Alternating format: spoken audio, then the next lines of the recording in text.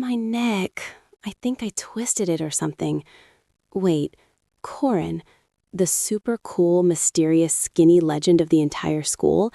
Even while dozing off, his bangs were still perfectly covering his eyes. It kind of made me want to pull that curtain aside. It's fine, right? No one's gonna know? Whoa, what do you think you're doing? Corin stood up immediately. Even though I couldn't see his eyes, I knew one thing for sure.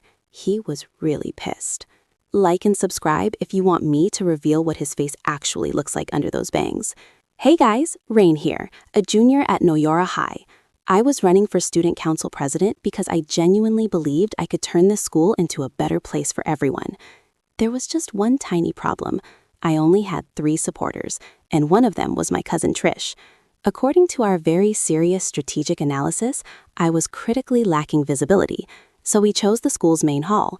The moment the dismissal bell rang, we dropped a massive campaign poster of my face right in front of everyone.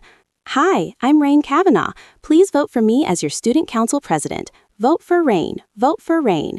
Right then, a paintball shot out of nowhere and bullseyed my face on the poster, splattering paint all over it.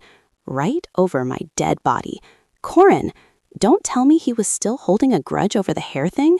At this point, I had to get someone to keep Corin away from the competition hall. No way was I letting him ruin the presentation I'd been grinding on for a whole week. But the moment I grabbed the mic, a sick beat drop exploded through the entire gym. The school mascot burst onto the stage with the most random cover performance imaginable. It was a literal rave in the middle of school. Then the mascot took its head off. Yo, I'm Corin. If you want every school day to be this lit, vote for me as student council president. Corin, you want to go up against me?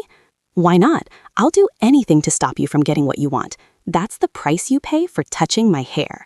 I'm going to lose my mind. What was that about? You two almost kissed. I stared at my cousin like her brain had been soaking in water for too long. But it wasn't just Trish. The whole school started believing Corin and I had a thing. And because of that, I could not find a homecoming date.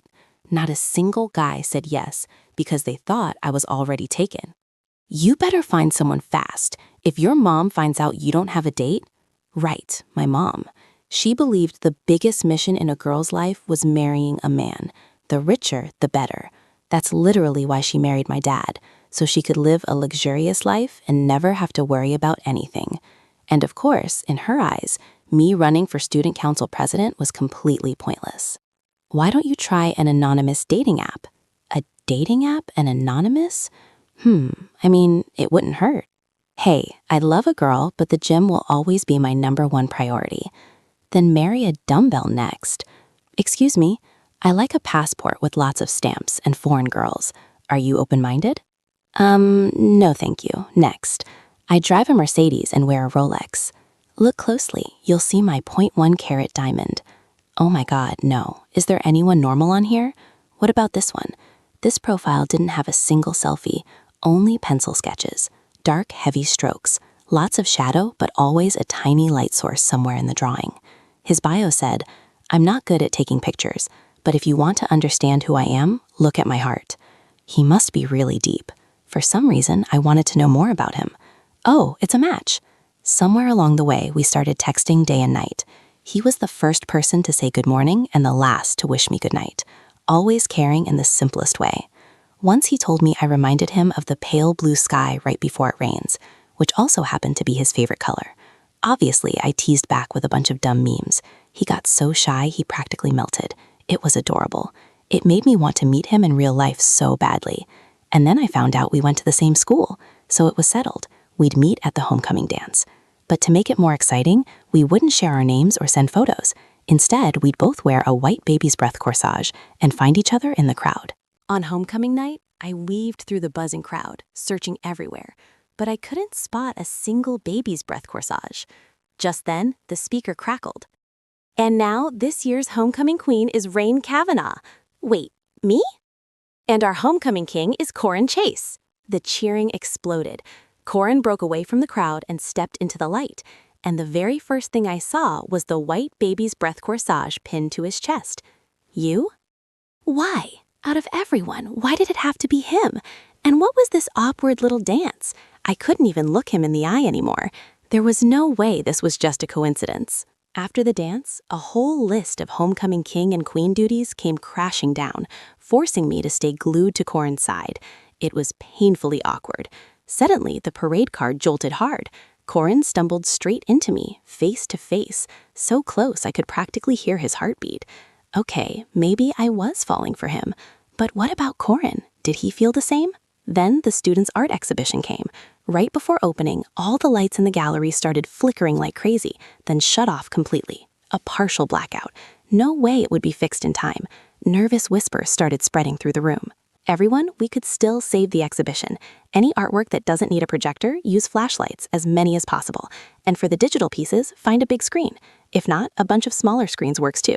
What about iPads? The equipment room has tons. I can borrow them. Perfect, you handle that. Everyone else, move now. In just 10 minutes, the ceiling lights were replaced by phone flashlights, creating this dreamy, dim glow that somehow made the artwork look even better than planned. The iPads were lined up side by side, forming a one-of-a-kind digital display. Just in time, the first guest walked in, immediately melting into the art-filled atmosphere. You just saved the exhibition from disaster. Guess other than being nosy, you actually have skills. Obviously. So, are we even now? Yeah, we're even. The exhibition ran smoothly in the days that followed, and then the final day arrived. The day a representative from Ryerson, the most prestigious art school in the country, came to scout for new talent. Corin looked visibly tense. Just then, a well-dressed, elegant woman approached me.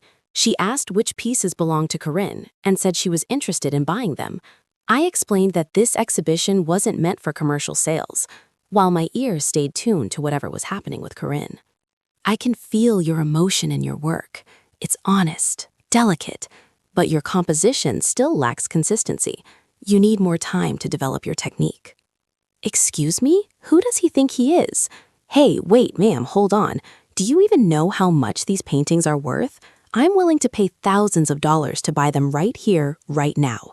That's the real value of his art. Corinne went completely still. He was so humiliated, he didn't know what to do except turn around and walk away. I found him in the back hallway. His usual confidence was gone. That woman earlier, she's my stepmom. But to me, she was never a mom. She solves everything with money.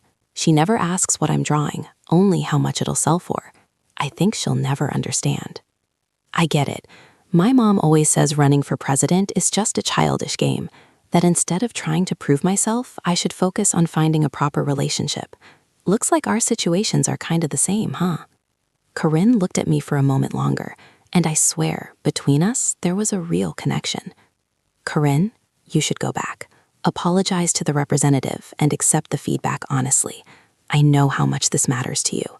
Don't let your stepmom or anyone ruin it. He stayed silent for a long moment, then finally nodded.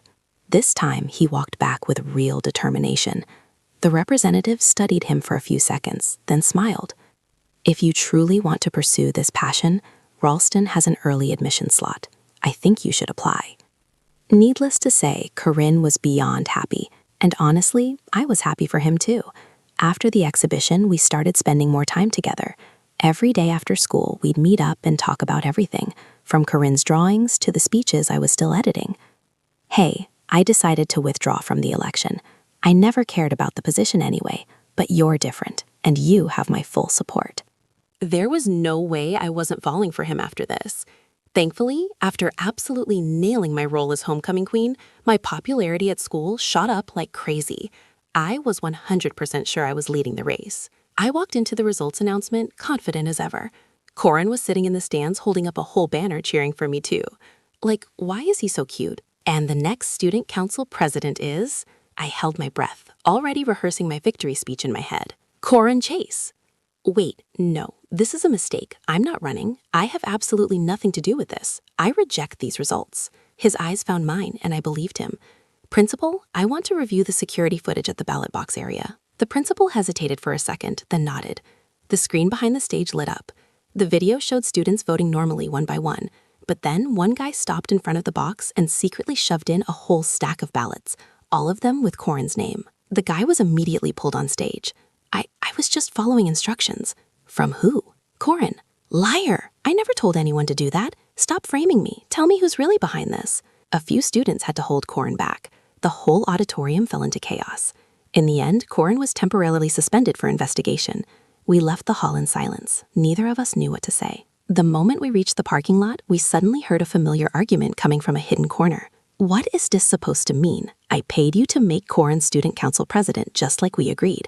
You said you would handle everything, so why is it turning out like this? How was I supposed to know he'd rejected? And you? Why didn't you talk to him first? Now everything's a mess, and you want me to admit I took a bribe? Don't even dream about it. Wait, you have to fix this. Mom, stop. Corin, I thought you really wanted the position, so whether I wanted it or not, you had no right to interfere, especially like this. Look at what you've done. You ruined everything. I just wanted to help you. If you really wanted to help Corin, there's only one way left. Do you have the courage to tell the truth? The next morning, that woman stood in front of the entire school. She confessed to everything she had done and exposed the principal for who he really was. The principal was removed immediately. Every accusation against Corin was dropped, and he was finally cleared. The election was held again. This time, there were no shady tricks, no interference, and the result was obvious. I won. I felt like I was about to burst, and it hit even harder when I saw Corin waiting backstage holding a bouquet so huge it almost covered his whole body. So, President Kavanaugh, do you think you're ready to promote me yet? From enemy to lover? Depends. Are you finally going to let me see your eyes under that hair? Ah, fine, but only you get to see them. Promise? Shh. What do you think will happen next? Leave your predictions in the comments, and don't forget to hit the bell icon to get notified about future stories. If you enjoyed this wild ride, give the video a thumbs up, share it with your friends, and tell me in the comments, have you ever had a secret crush turn into something more? I read every single comment. Thanks for watching. See you in the next one.